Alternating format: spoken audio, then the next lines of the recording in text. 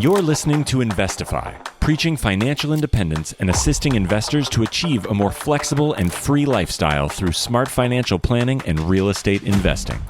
If leaving the corporate world and jumping into this thriving industry is what you desire, tune in and listen to stories of like-minded individuals who made the leap to financial independence.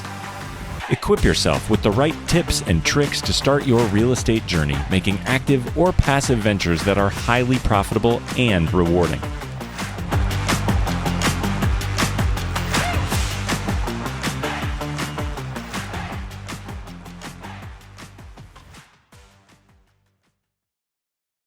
What's going on, everybody? You are listening to Investify. My name is Craig Curlop, aka the Fi Guy, and I'm here with my co-host, Miss Ellie Garcet. What up, Ellie? What's up, Craig? How are you? I'm doing good. How are you? I'm good. I'm really good. I think I might be paying off one of my mortgages this week, paying it off completely. That is insane. How the heck is this one of your rental properties? Yes, it was my very first property out in my very first property. I'll leave it at that. Wow. Yeah, How did you get how are you paying it off so quick? with that HELOC. So, like the Kwok brothers are doing it. I'm using the shred method, but it's insane that with a $50,000 HELOC, I in 4 months I got rid of $121,000 plus my car because it tells you to get rid of your car payment first. So that was another 12K. Wow. So if I understand this correctly, basically how this works is you take a HELOC, you pay off the mortgage, or you pay off a part of the mortgage with the HELOC, and then the money that you make from your life, you're paying back the HELOC, and then every month you then go ahead and pay back the mortgage. There's just that cycle. Is that how it works, or am I? It's more than that too. It's moving money pretty much like I would say at least once a week. So a lot of times it's twice a week. So it's like money in, money out, money in, money out. Today I'm paying this much into, 12K into the mortgage. Sometimes I'm paying just an extra 1,000, something like that. But there's a whole calculator that tells you, so you don't have to think about it. You just plug in your numbers and you just go. And it's crazy. It's crazy. So I'm super ready to get rid of this one and then on to the next one. And what calculator would you recommend? Oh yeah. So the shred method, so that's like the paid version, like you log in, like you have your own calculator of what tells you, what to do. Um, but there are several companies out there too that do the same thing and have their own calculator. I have only ever tried shred and it's working for me, so it's amazing. Yeah. Worth the money that you pay for the calculator and the shred? Yeah, it's like $40 a month or $47 a month or something. Absolutely worth it. Yeah. Yeah, that's amazing. Well, Allie, congrats on almost paying off your mortgage. I'm sure that's bringing you lots of joy, which this episode has lots of joy in it as well. Mrs. Joy Marie is joining us today from Philadelphia and talking about her investing journey, which is honestly amazing. Like her first deal did not work out, but she kept with it, and second and third one, she's crushing it. So, if you want to learn a little bit more about Joy's story, keep listening as we bring Joy on the show. Before we bring Joy on the show, we're going to ask you to please leave us a rating and review. This tremendously helps the show out. It gets the show more views, which gets us more listeners. When we get more listeners, we can have better guests. When we have better guests, we get more listeners. And it's this amazing funnel of things that will just continue to provide you more value. So please, please, please go leave us a review. Now, let's bring on Joy. This episode of Investify was brought to you by the Fi Team, a team of investor-friendly agents that service all 50 states. If you are looking to house hack, to invest, grow your portfolio, and want a true investor-friendly agent on your side, go to thefiteam.com and click Get Started, and we can't wait to have a good conversation with you. Joy Marie, welcome to the show, my friend. How you doing today? I'm awesome. I'm excited. I'm glad we got past the technical difficulties because your girl, this is my first podcast. So I'm really grateful to be on the show with you all today. Wow. All right. You heard it here first, everyone. This is Joy's first podcast. So when you see her on Bigger Pockets and Joe Rogan and Tim Ferriss in a couple of years, just remember where you heard her first. Is that right? That is correct. That's right. All right, Joy. Well, it's a pleasure for us to have you on today. Why don't you tell us where it all started and when you first heard about financial independence? So I'm not gonna lie, it's kind of a guy. I got it started with my ex. So when I was in college, I went to the Air Force Academy, and we're not allowed to have any type of housing off base because you have to technically live in a dorm room. So him and his friends came together and put their money together to buy a 7-unit apartment building before they was even allowed to live in an apartment building. And for me, my mind was blown, you know? So we get this $36,000 loan from our college that is basically a 0.75% interest. And you don't have to pay it back until after 5 years after you graduate. Your girl bought everything she ever dreamed of and bought a car. I bought Coach purses, and the list can go on. Just totally irresponsible. They put their money together to buy a 7-unit building. And from there, my mind was just open to the aspect of investing and how did they do it. One, it took money, it took savings, it took credit, it took discipline. So from there, I personally just honed in on all those aspects. I stopped shopping. I used to have like 60 pairs of shoes. No bueno. Now I hate shopping and I just love shopping for houses even more. And I love investing at this point. But that's kind of where I think it truly sparked for me. Okay, and what year was this, Joy? This was actually 2012 going on to 2013. I graduated from college 2013. And when I graduated, I couldn't afford to buy a house, and that hurt my feelings. It really did. So to learn I wasn't even eligible to do it, it lit a fire. So what program was this where you could just like ask your college for an extraordinary amount of money and they'll give it to you at a 0.7% interest rate? Because like I'm gonna need to go back to school. So all the service academies pretty much do it. So there's West Point, that's the Army. Annapolis is for Navy, and the Air Force Academy is for Air Force. So we are the U.S.'s colleges for the military in a sense. And they offer you, it's called a starter loan. They know we are basically um, I guess we've been through school. We left home and we went to a dorm room, so we have no experience in the real world whatsoever. So it's called a starter loan to help you start your life after you graduate.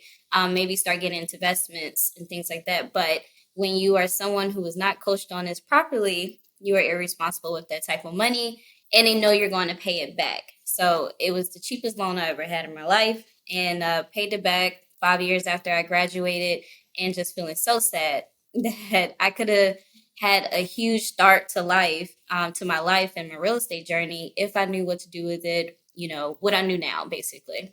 So I teach this definitely to the new graduates and make sure that they know to save their money. Of course, they don't listen, but save their money and invest it. So the moment that, they graduate, man, you have a kickstart to life, to financial freedom completely. So. I want to say the career starter loan isn't just for academy members. Like I want to say I had a friend of mine um that went to ROTC and got maybe not the same exact loan, but also pretty much like a free loan to pay back, and she used it like on a rental property. And you can use it for anything, which is crazy. I totally forgot about this. I'm so glad that you're bringing this up.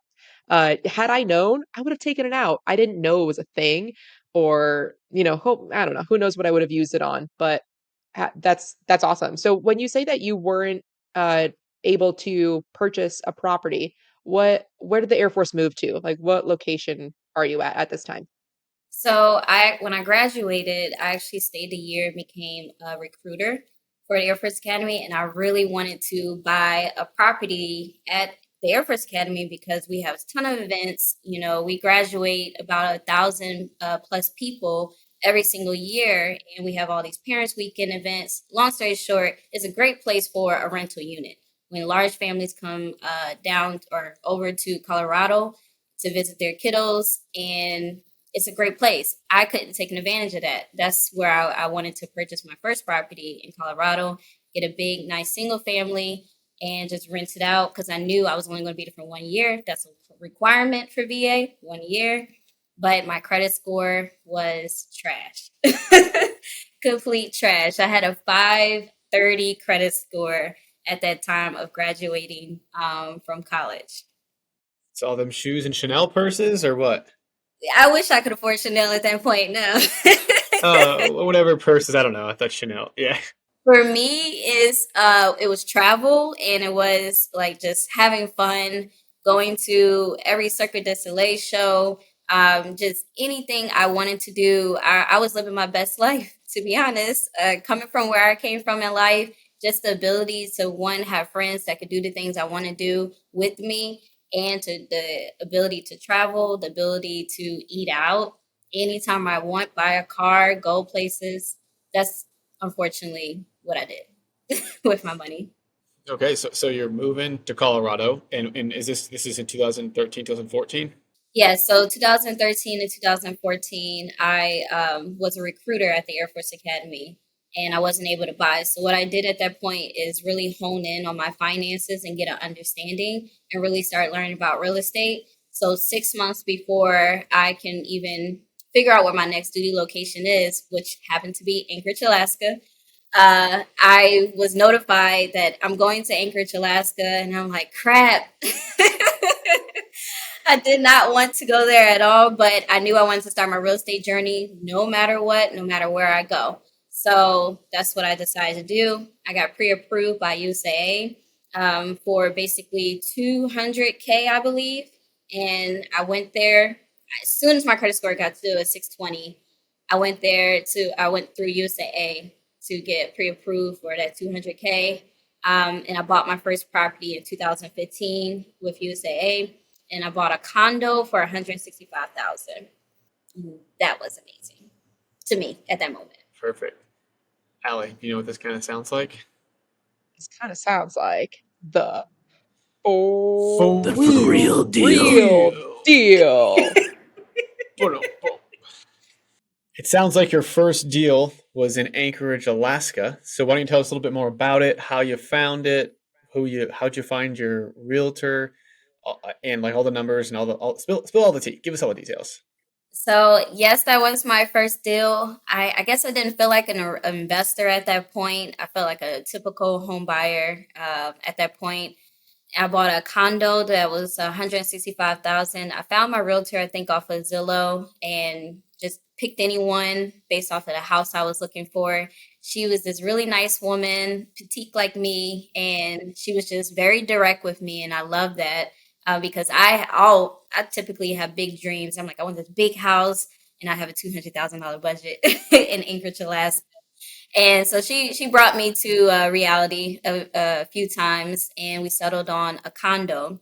My condo was 2 bedrooms, 2 bath, and I was on the third floor of the condominium. Had like a little porch area where I can go outside, see the aurora lights when they actually were out. And then right across from me, also the view was trailer parks. So that was my experience with Anchorage, Alaska. Unfortunately, they are not divided well at all when it comes to, I guess, real estate and the different zoning. So you can have trailer park, a $300,000 house right there, and a trailer park right next to it. Unfortunately. Wow. So when you were in that house, the condo, did you rent out the other room or anything like that, or were you just kind of like living the dream? So for me, my focus was just, honestly being on my own and not renting. That was my only focus. So I was not thinking about renting anything out. I still was not investor savvy whatsoever. My focus was I should not rent anymore because I am giving away money. I should buy a house so that way if I sell it, I then get my money back. That was my whole mentality at that point. Yeah, there's a graph that I've seen multiple times. I think the first time I saw it was in Scott Trench's book, Set for Life.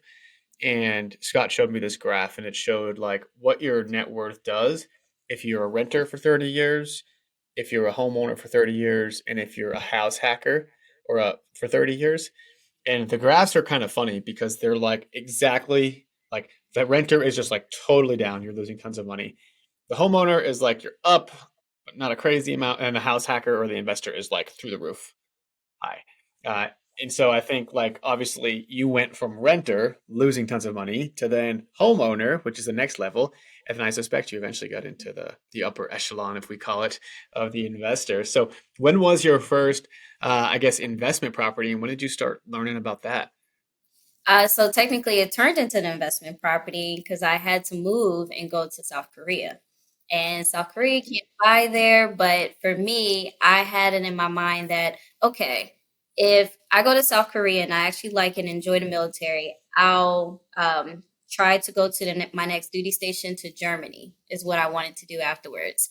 Or if I don't like this, I'm going to go to New Jersey base so that way I can start investing in real estate and really start my real estate journey there. And Lord behold, I ended up in New Jersey because I didn't like it anymore. And I decided I wanted to make my plan to separate from the military. So, long story short, within Korea, I started every single morning. I would be getting ready for work basically and watching YouTube videos on real estate. One day, randomly, a wholesale video popped up as I'm just trying to learn about real estate in general. And after that, I was just hooked on learning everything real estate investment as a whole. It's amazing. So you moved from Anchorage, Alaska, to like the other side of the world in Seoul, Korea. I'm gonna say Seoul, Korea. I assume it was Seoul, but maybe it wasn't. Um, and like, how do you like you're a first time investor at this point? So how did you find a tenant? How did you go through all of this stuff while being remote? What did you get for rent? What was your mortgage payment? Like, how did that all come through? Yes. So unfortunately, at that point in time, the Army is a joint base. The Army decided to leave, and it was mainly only the Air Force there. So long story short, 3,000 people left. So you can imagine when I first bought the property in 2015, and now I'm about to depart in 2017, the market changed drastically. So what I thought I could rent it out for was going to be about 1,800. I only could actually rent it out for 1,450 at max or low. And and for me, my mortgage at that time was with HOA fees because it's a condo. It practically was 1,400. So I literally only made like $50. But for me, out of desperation, because I own this property, I have to at least take that $50. And luckily, it's not fair. It's not completely new, but it was no maintenance to it. So I knew that it was primarily just collecting rents, and the tenant will pay for everything else. So I found them off of this site called Military by Owner. It's specifically made for military use. So when you're traveling from base to base, you can feel comfortable renting or owning or buying a property from someone who's military. So that's how I found my tenant. She was a young lieutenant, and she was amazing. And until she had to leave, and that's how it my tenant worked out for me initially. Nice. So you didn't use a property manager at all. You found a tenant, you placed them. What kind of like background checks, or did you do background checks? What was the process of finding your first tenant without the help of somebody experienced doing this? I should have done more background check, but I did not. I think I trusted the fact that I can call their commander. To be honest, for because they were military, I felt completely safe. My property was 5 minutes from base, and it was a lieutenant. And I think I just felt very comfortable with the fact that it was military. But I would never do that today, at this point. There is some sort of comfort in knowing, right? Because I think you must have to like if to join the military, you probably have to have a clean background. Your credit probably doesn't matter that much, um, but like there's probably a bunch of things that have to go right. Is that right, or am I totally off? I'm not a military, I'm not a vet or anything. That's absolutely correct. That they actually do security checks every now and then, and one is your finances. So you can literally get flagged for having a lot of debt. So it is important to us as military members. So I'm still in the military right now, in the Air National Guard, but it's important for us to still maintain our finances and good standing in any and everything we do, because it can be reported back to our commander. Yeah, and that's they do that because So I used to be a special agent for the Air Force, and so the reason that they make sure that Air Force members or military members are not too overwhelmed with their finances is because of the susceptibility from other foreign governments trying to get information about the American government via these people that need money. So pretty much like, some other countries been like, hey, I'll pay you for information. And if they're in a poor spot, their decision making is not ideal. So yeah, they don't like do too much of that too much, but especially like as you get higher and higher security levels, to top secret and all of that, it becomes more you're involved more with like other governments at the time. Our situation seems to be like pretty similar. When we first purchased a property, I also purchased a condo near military base, and a lot of people say, like purchase near military bases, they're not going away. Yes, they do. They sometimes do. Or commands change, like something that's a huge hub now might not always be a huge hub. Just because it's been a big hub in San Antonio for 2 decades doesn't mean it's going to stay that way. Um, so yeah, I see a lot of similarities in our story.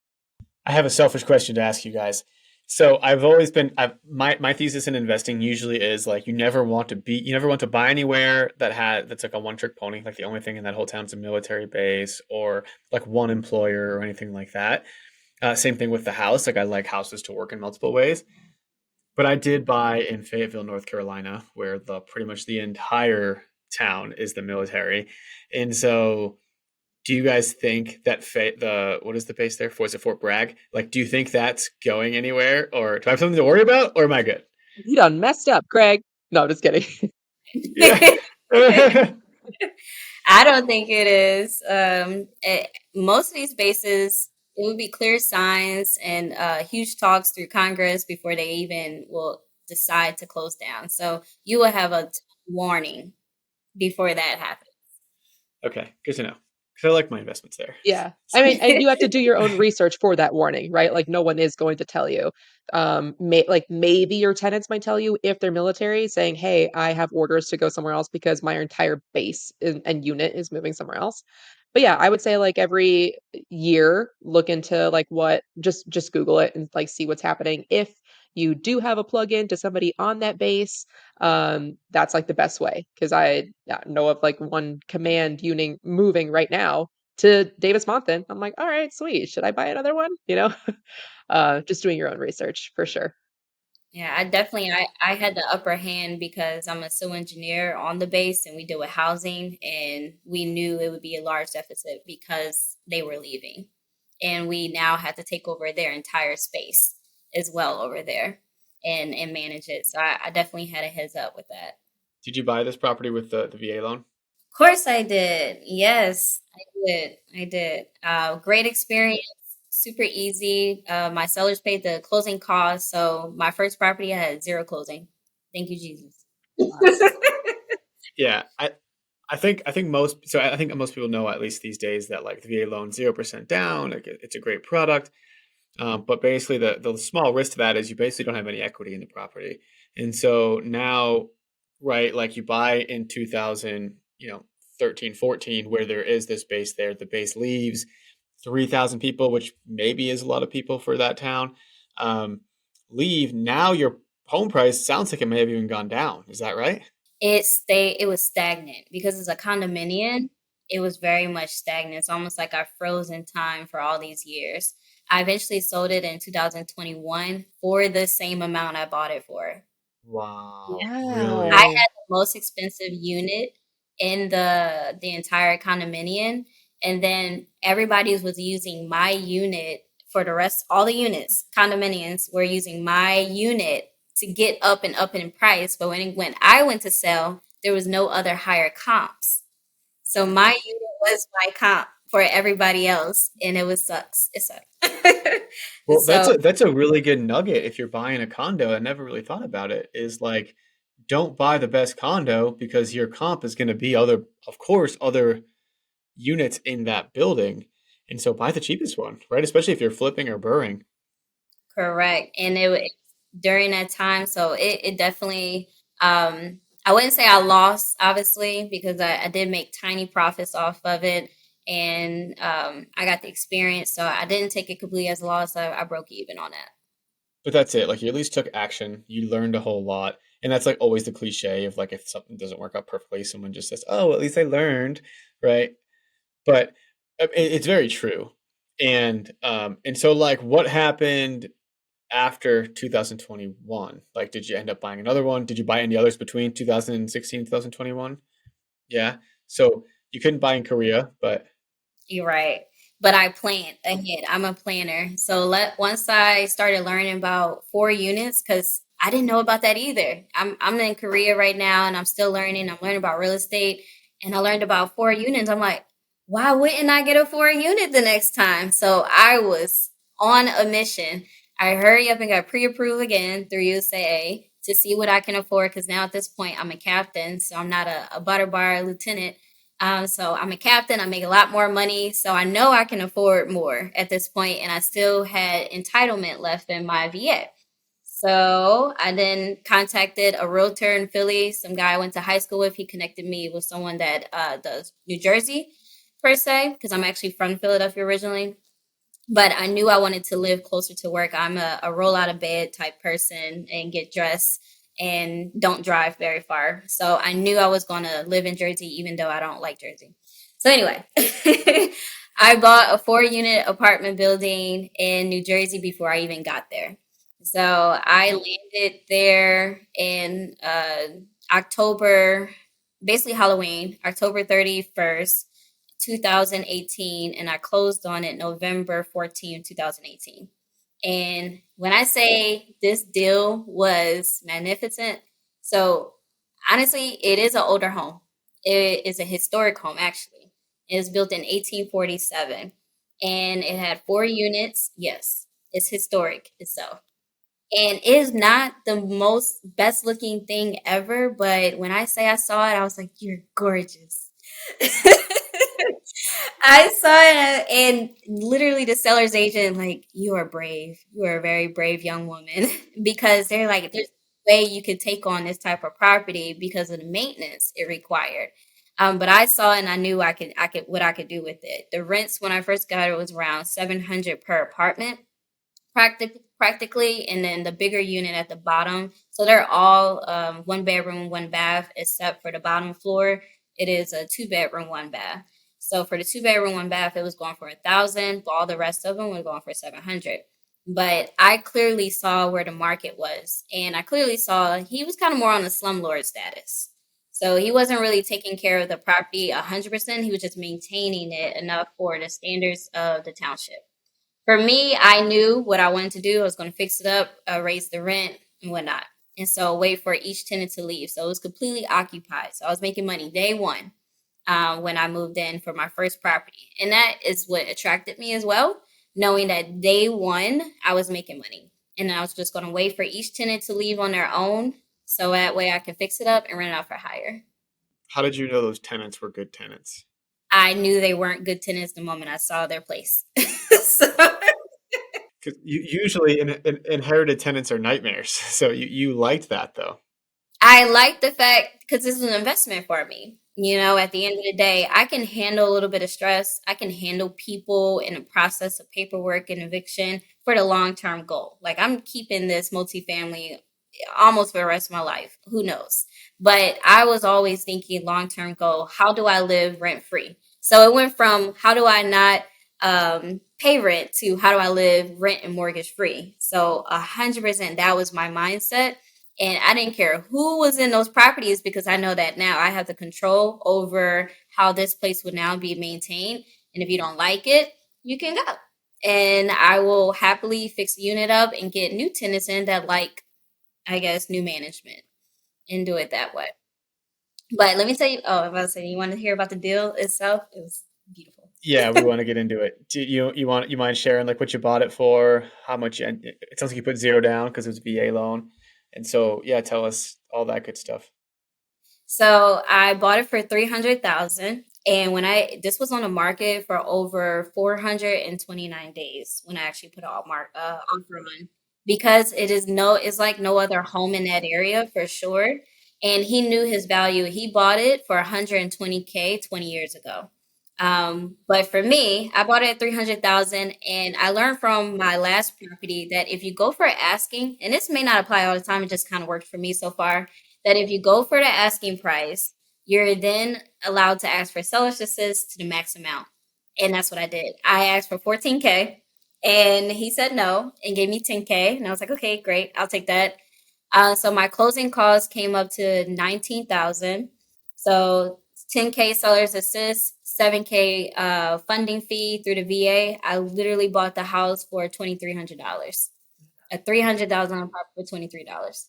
You said something there, Joy, that I really like. And you said when you give the seller what they're asking for, you can ask for other things. I literally had this conversation like less than 12 hours ago with somebody. Like they were asking me, oh, there's a place in Denver they were looking at, and it's at like 600,000. Like, oh, well, they think we could offer 580, and I was just like, honestly, that's not going to change your life much, right? Like, it's going to be $100 difference in your mortgage. Maybe the deal's not that close. So instead, why don't we just give them the 600 that they're asking for, take some concessions off, and then in inspection, they're like welcome to actually doing things that are going to cost you more money up front. And so, like, if you're going to beat them up somewhere, beat them up on the inspection and beat them up on the things that are going to affect you now, not 20 years from now. So I love that you said that, Joy. That's literally the tactic I use with all my clients. And I make sure they understand, well, I don't want to overpay. And I'm like, yeah, I hear what you're saying, but what do you care more about? Do you care more about having less closing costs and buying this house practically for free or cheaper than you thought you could? Or are you worrying about a total payment that you're probably going to sell this house anyway? You're going to stay here maybe 10 years. You're not even going to pay the full 30-year loan. So you're worrying about a payment that you won't even make in the future. Yeah. And I think you should take advantage of basically cheaper closing costs. And that way you can use the money that you do have saved up to fix anything that you want, upgrade anything that you want, buy furniture, use it for other things. Awesome. So what are you getting? So, you mentioned the units had some rough people in there. How'd you get them out? And then what did you do to it once they were out? So I only had to evict one tenant. All of them, the rest of them left on their own. Thank goodness. So I just one by one, I put in about, I would say the first unit that left, I put in probably about 4 grand, and I learned my lesson. Won't do that again. At that point, I went to the max. I fixed it up completely nice. And what I realized is that that particular market that I was in, no matter what, I was going to be capped out at a certain type of rent. So it didn't make any sense for me to put a ton of money into making it look like something that maybe might be worth $2,000 when literally I can probably only get 850 at that time. So I learned my lesson at that point that I put too much money in. So for the rest of them, as they moved out, I did very basic. I just cleaned it really, really well. Had a professional cleaner. My cleaner is known to like make everything look brand new. And then after that, I paint everything with a fresh coat of paint, a good because it was hardwood floors, good cleaning of the hardwood floors, changing the appliance out if you absolutely need to. Just the basic stuff makes the world of difference, and that particular market is 100% okay with it. So I only had one issue with one particular tenant and had to go through the eviction system, and it took about 4 months to get her out. 4 months in New Jersey is not bad, I think. Yeah, I would have expected longer. I don't know. I'm from New York, but I don't know how the eviction process works up there, or how long. I always just expected longer than that. And also $4,000 for one unit. I feel like that's also not bad. I mean, maybe I'm just comparing it to what I've done. Yeah, 4,000, like that's pretty good. I wish I could do 4,000. I'd spent freaking close to 17 on one half of a duplex, and like that was a lesson learned. Um, but so when you purchased this as a VA loan and it was fully occupied at the time, which one did you move into? And I still want to get further into like how do the other tenants just leave? Is it because you started like making the property nicer and they're like, this is not for me? Or did you have any conversation with them before they let you know that they wanted to go? Yeah, so I actually lived on a top unit, or I live on a top unit currently still. And one tenant, he lost his job, and he just knew that he needed to leave. He was nice enough to say, "I can't pay my rent anymore, and I don't want to put you through this. I'm going to go live with my aunt." I was like, "Thank you, Jesus, thank you." And then the other tenant, she she literally made up some story basically saying that first she asked me to help her. She wanted to help her move, and she had baby daddy problems, the whole 9 yards. Long story short, I actually helped her to move because I wanted her to move out so I can raise the rent. And also, when I first took the property on and we had to renew the leases, I raised the rent by like $50 each. So I think that was the start of them like, oh no, I see the trajectory basically. Because the rents were extremely too low, way below market. And I knew what I wanted to do with the place. So long story short, when she came to renew her lease the second time, she decided she did not want to, but she was gearing me to actually move into another place. And she asked me to talk to the new landlord. And I did everything to make sure she was a great tenant because she kind of was. She wasn't a problem. Her baby daddy's a problem per se. But long story short, she then I guess she knew what she did to the apartment without me seeing it. It was a broken window. Probably her baby daddy did it, and maybe a few other things. But she sent me a certified letter stating that I neglected her and the property, and I knew about all these issues, and that's the reason why she has to leave, and is no need for me to come after her, basically. It was like a certified letter from, I think, a lawyer. I don't know what it was exactly. I don't remember. But it came through to my property management. We didn't fight it because at the end of the day, I just needed you to be gone because you was a problem with your baby daddy anyway. So that was one of the experiences like, wow, no matter how much you give and be nice to a particular tenant, they're only going to do what's best for them. Then when it came down to the last tenant, and I'm telling you, it's a love triangle, the tenant that did just move out, her baby daddy was the brother of the bottom tenant. So it was terrible. And she continues to not pay her rent. So she's promising me, I'm giving her chances after chance, and she's promising me. And then apparently she has so many kids, and her grandmother took on the kids. And though apparently her grandmother came and asked for child support for those kids, and it got taken out of her check automatically, so she couldn't pay me rent. And that was my last straw. And I let her know that I'm filing for eviction, and she's sitting on my steps in the hallway, just telling me all her problems. I'm like, I've tried. I really have tried. My heart goes out for you because I know you got a little one downstairs, but honestly, you got to understand that I live here too, and you're hurting. Literally, my mortgage has to be paid at the end of the day.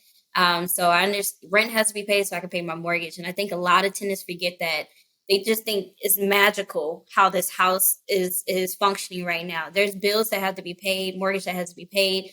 And yes, that's what happened with that. They each moved out on their own and had to kick out one. Sounds fun. Sounds like inherited tenants, all right. So what were you? So once you fixed up all the units and all that stuff, like what were you getting for rents? What was your mortgage payment, and how long did it take you to go from the $700 and $1,000 to the new rents until it was settled?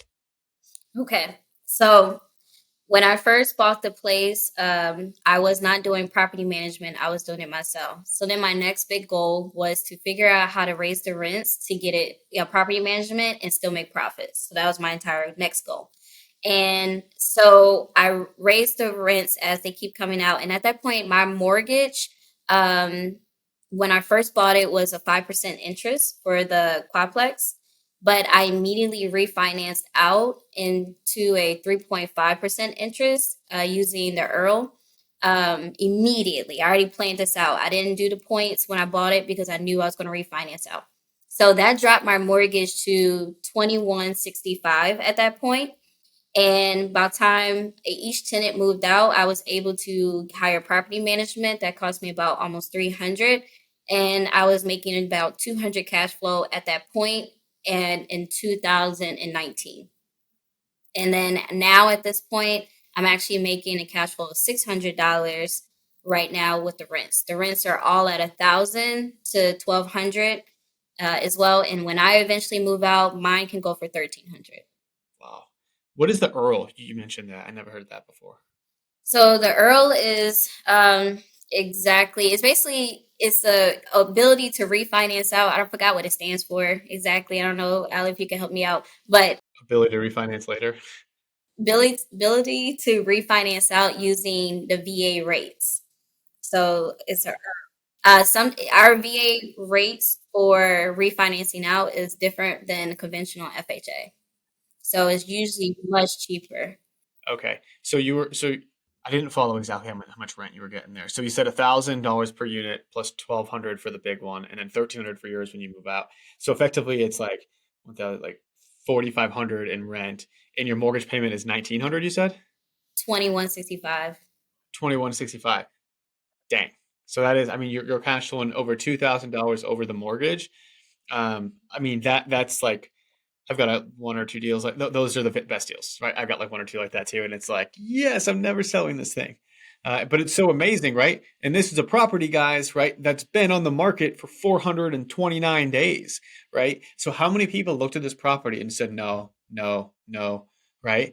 And so and it's so funny because we were just at a meetup earlier this week. We just threw a meetup, and it's almost the same exact story. This girl had a quadplex. This one was in Spokane, Washington, and it was listed for a very long time. It went under contract 5 times, and she was the sixth person to put it under contract. And she's like, "What am I missing?" She was new. She's like, and when you look from that perspective of everyone else is backing out, no one else is seeing it. That's how you lose out on some of the best deals, because what the best deals are things that you can see that other people don't, right? And so, amazing, Joy. That brings music to my ears. Thank you, thank you. So I've been definitely telling people because they're like, why were you not fearful of buying a home like that? Especially that was built in 1847. It could literally, the systems in it could crash any day now, basically. But I knew it was built to last. That's what I know for sure. It was made out of brick. Even with my insurance policy is $1.2 million for a historic home like that, because they know for sure it literally a rocket needs to hit that house before it falls. So all I really have to do is worry about the infrastructure inside of it. So the heating, and there's no AC either. So the heating, no AC, and no washer and dryers as well. So I sacrificed for all these years, and that's all I really have to worry about is the electrical and the heating and water at that point. And I'm like, okay, there's insurance for this part too. Umbrellas insurance if I really need to fix anything. So my mentality is somebody's going to buy this property and they're going to fix it up to wherever it needs to look like to meet the standards. Why not? Why can't it be me? If an investor will do that, an investor will do that. And I had to start thinking like an investor, and that's 100% my mindset when I went into it, that it would be me. We hope this episode is inspiring you to take action. If you're thinking about becoming a real estate agent or an agent who wants to join an investor-friendly team, just hit me up on Instagram at the Fi Guy, because we are growing our team in Denver, Seattle, San Diego, and Coeur d'Alene, Idaho, but also adding to our network in all 50 states. And if you didn't already know this, the Fi team provides a super supportive environment with one-on-one coaching, accountability, and ongoing training to help develop kick-ass, rock star, investor-friendly real estate agents. So hit me up on Instagram at the Fi Guy, shoot me a DM, and we'll set up a time to chat. Can't wait to chat with you. That's super inspiring, Joy. Honestly, I think that's great that and honestly, it almost like made up for the kind of dud of your first one, right? But imagine if you just stopped at the first one. Oh, it didn't work out, right? I didn't make any money in 5 years, right? You would never have had this one, which it sounds like. I mean, you said you got an umbrella policy for 1.2 million. I'm sure you've got a couple $100,000 at least in equity in it. It's cash flowing you $2,000 a month. Like, man, if you can do a few of those, you're set. But Joy, okay. So where are you? Let's jump forward a little bit. Where are you at today? Like, how many properties do you have? How much passive income do you have? Or was that the most recent one? No, so I actually went on to buy a 5 unit building. After that, I just became addicted. I continued learning even more once I hit that first deal, and I'm like, oh my God. So I started doing mentorship. I actually paid about $1,000 for a course and just started learning everything I possibly could. And then I started getting into business funding, business credit. The list can go on to help me, scale, because I realized I have used most of my VA entitlement. I'm practically capped out. So with that being said, there's no other way for me to really buy a house because my debt to income ratio will be too high with both properties at that point in time when I in 2018. So I knew I had to start looking for other ways to start scaling. So everything else is in my business name at this point. So I bought a 500 I bought a 5 unit building for 325K, and it's in Philadelphia at this point. And I used a hard money loan. So what I essentially did is completed the BRRRR strategy for this particular property. What I will say is that I did this during COVID. Oh, perfect. Yeah, when all the contractors were tough. Oh my God, mind blown. So it went from super easy to what am I doing with myself right now? So it went from that to okay, the greats always have some type of story like this, and if I want to be one of the greats, I just got to make it out of this. So that's how I was. I was like, okay, I'm gonna be a great one day, and I went through. So first of all, I started looking for this 5 unit building. I actually got it from another Air Force Academy graduate's brother who just wanted to sell it, and they put it on what's it called, Facebook group, and everybody thought of me when they said, "Hey, who wants to buy a multifamily in Philly?" Everybody pointed me out. Thank you, Jesus. Thank you. So I started looking at this property starting in October, and we really didn't settle on it until July 2021. October 2020 is when I started looking at it. Prices hasn't changed drastically yet for material and labor, unfortunately. We didn't have the shortage of lumber, shortage of almost everything. July 2021, 100%. The housing market is going crazy at that point. Materials are going crazy at that point. Labor is going crazy. And my budget is shot. That's all I know. My renovation budget through my hard money loan was completely shot. And by the grace of God, I had the business funding. I had built up 150,000 in business credit to save me basically through these renovations in order to refinance out at this point. And I'm not even going to tell you the worst part, but I am. The worst part is the interest rate at that point in time.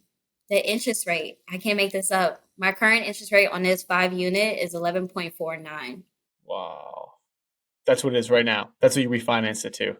When I refinanced out because I had to. So I knowing that again, I have to do critical thinking. I made sure that in this particular deal, when I refinance out, that I will have a 1 year penalty. So for repayment penalty, because I knew I was going to refinance out. I knew I was. So I paid points up front for a 1 year prepayment penalty. So November of this year, I am refinancing now to something closer to 7%.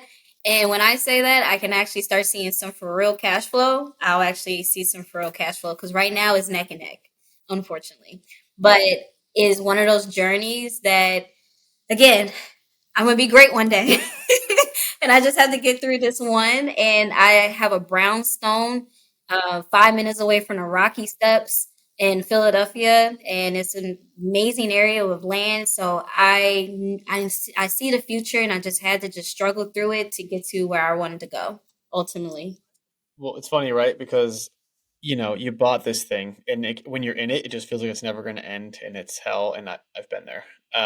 But when you get out of it, you realize that most of your life you're not going to be in this scenario, and like you take a step back and like take a look at the forest through the trees, and you're just like, I'm so glad I did that because that building I bought for 325, I had an 11% interest rate for a couple of years.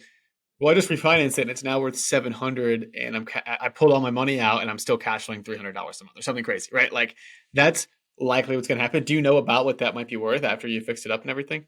Oh, so I already did fix it up. So refinanced out for 580, and it definitely has equity in it for sure. I still had to leave my LTV was a 75, so I still have 25K left in this as well. If I ever did decide to sell it, I probably won't. But long story short, not 25K, 25% left in it. But 580 right now, and the area is growing. Is new construction on the block every day. So I'm excited for the growth of this particular property. It will be worth more, probably another 5 years or so. I'll probably refinance out and do it again. Yeah, Joy. Honestly, your story is so inspiring to go from the first one. Usually, when the first one doesn't work out, people quit, right? But to persist through and just see that, to know that that was just like a fluke thing, you kind of just bought where you had to because that's where you were, but you knew you didn't even, that wasn't your thesis. You bought two really smart properties after that, um, and now, so what's next? So actually, in the midst of me going through this 5 unit building renovation, full head on, head down, I also I stumbled upon three other properties that I got on a seller finance deal for 69K for one vacant single family and two parcels of land. They're all on the same block. The two parcels of land are side by side. All of them are zoned to be multifamilies. So I'm going to turn a single family into a duplex, and I'm going to do two new builds for triplexes side by side. So by the end of that, I'll have 6 units. I'm mostly going to do a flip for the single family to pay off debt, turn it into a duplex, flip it, pay off debt, and then build up the two triplexes side by side when that area completely changes, because it will. Amazing. Yeah, that's great. That sounds like a steal. And when you say debt, do you just mean like your mortgages, or do you still have other debt that you had from before? Oh, I still have debt from that. I just incurred debt from that because again, I did make profit from it, but I had to pay back my investors. When I say I almost touched on every aspect of real estate investing in one property. I had a hard money lender, had a private lender. I went through the scenario of the market changing right in the midst of it, the refi, DSCR loan. The list can go on. I touched on all of it in one deal and learned a lot from it. So yes, I still have debt from that particular property, but I just look at it as a transfer of wealth in a way. The money is in the house, and I'm just wait till I can pull it out. That's how I'm looking at it. That is not gone. I have amazing structure that is not going anywhere. Yeah. Joy, you're crushing it. I love it. Yeah, I love to see kind of where you came from and where you're at now. We are kind of coming to the end of the main part of the show, so we got to head into the final four here soon. Before we do you have any parting words of wisdom for the listeners? Yes, to hold on or to go back to what I was saying earlier, that you can honestly have the life you want, and it's really up to you to make sure that you choose you in the life that you desire. You have to understand what you want to actually try to go for it. So when you do see opportunities like a big ugly house that was built in 1847, you recognize that it's a gem and it's your opportunity. Your time is now, but you have to actually have an idea of what you want in life. So just really, you know, just dream, dream big. I knew at some point I was going to retire, quote unquote retire. I don't know what those words actually meant back in the day, but for right now, is really to me just financial independence. That's 100% what that means to me. I am living my most richest dreams right now. This is my version of rich, is not having to go to work as to a 9 to 5, not have to answer anybody at this point. And I just want people to know that that is possible, and real estate made it possible. That's amazing. Throughout this episode, you've said phrases such as like stumbled upon or I got lucky. And I would beg to differ. Like, yes, there is some luck to that, but you put in that work for the luck. You didn't like just stumble upon it. Somebody didn't tell you this was a deal without you having already put in the work to let everyone around you know that you are looking for a fiveplex in Philly, that you are a realtor and you're doing this and you're looking for this.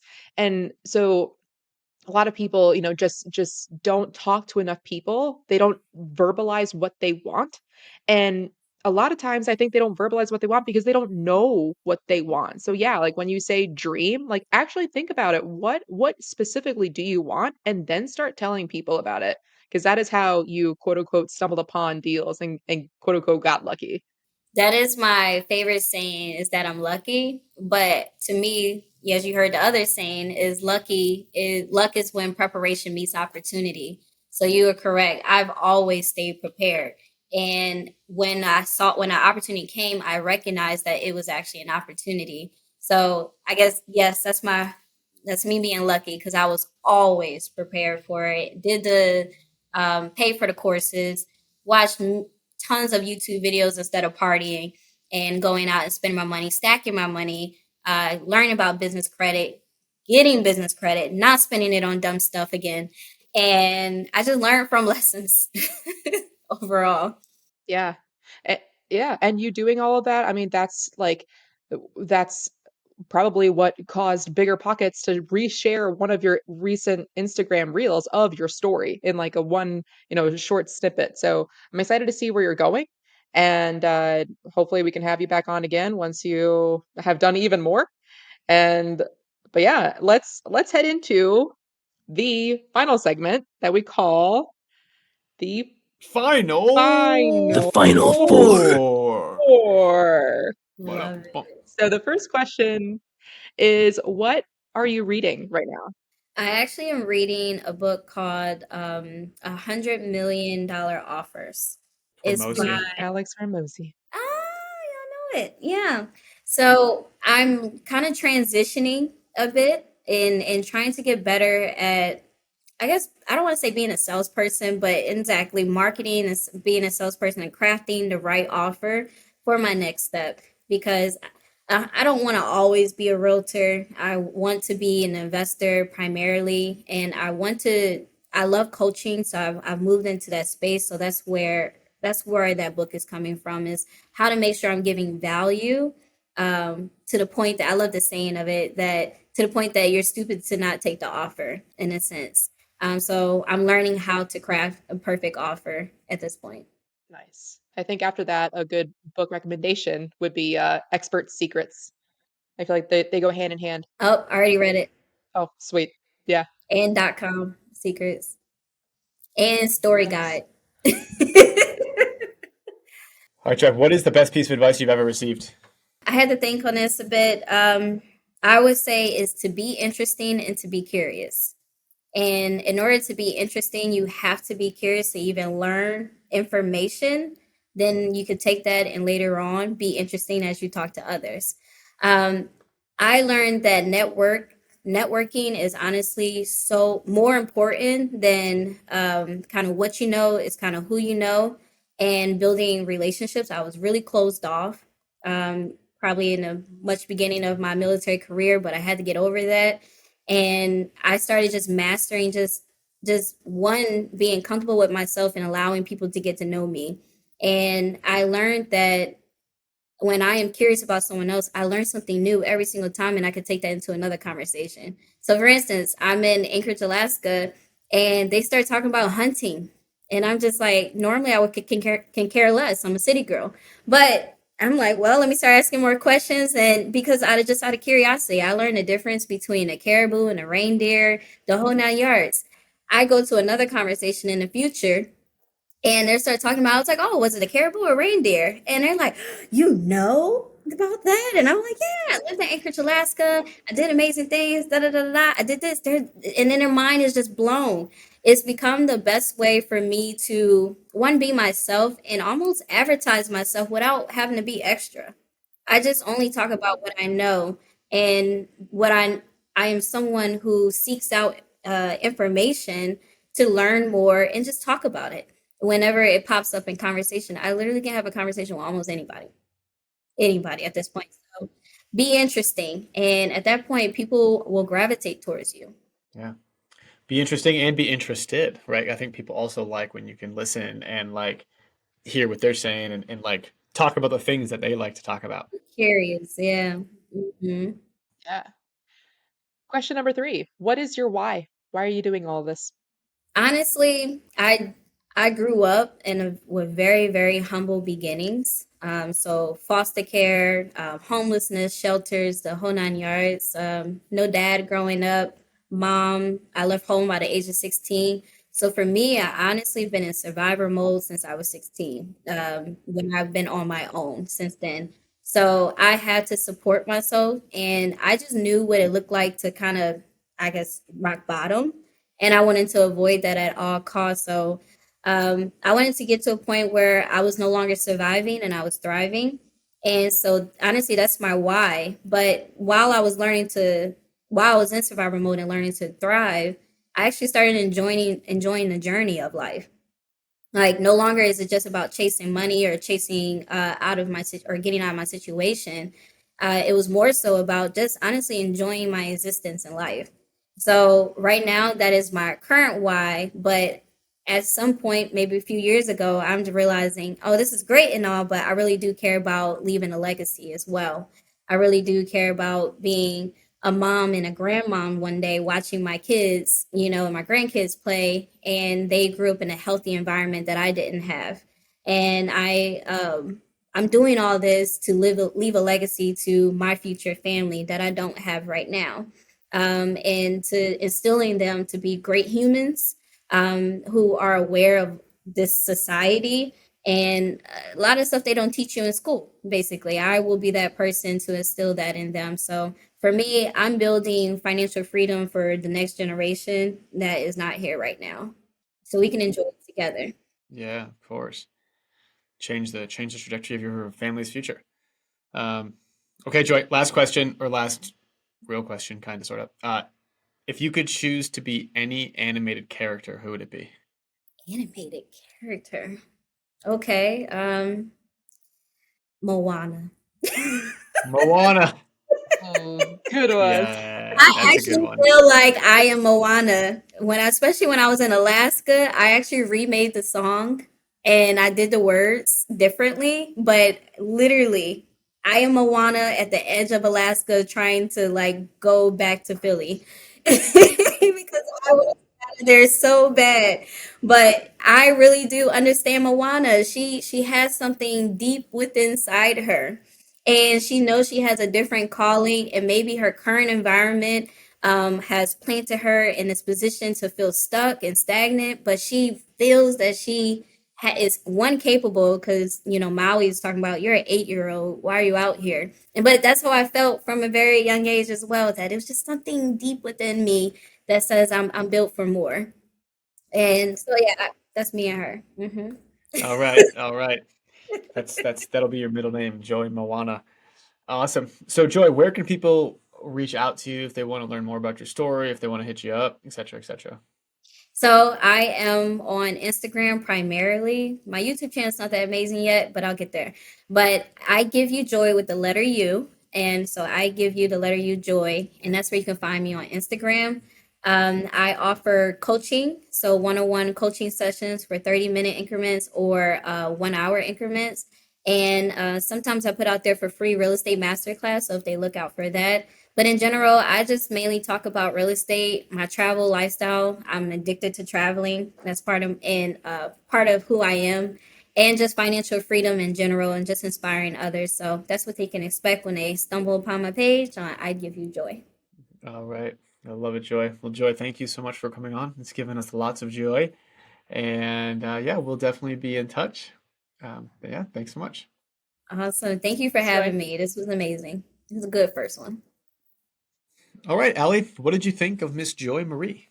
Wow. Her story is crazy, from foster care to financial independence, like the whole journey in between. It's a good story of knowing what you want, talking about what you want, and doing like the action, like she definitely could have stopped at that first one. She could have stopped at this one, at this third one, where, COVID happened, increase in prices all around. But that's not stopping her. Some people are just driven. You know, I like the fact that she went from, like, just like you said, like, I mean, just like to think about, she did not have a father.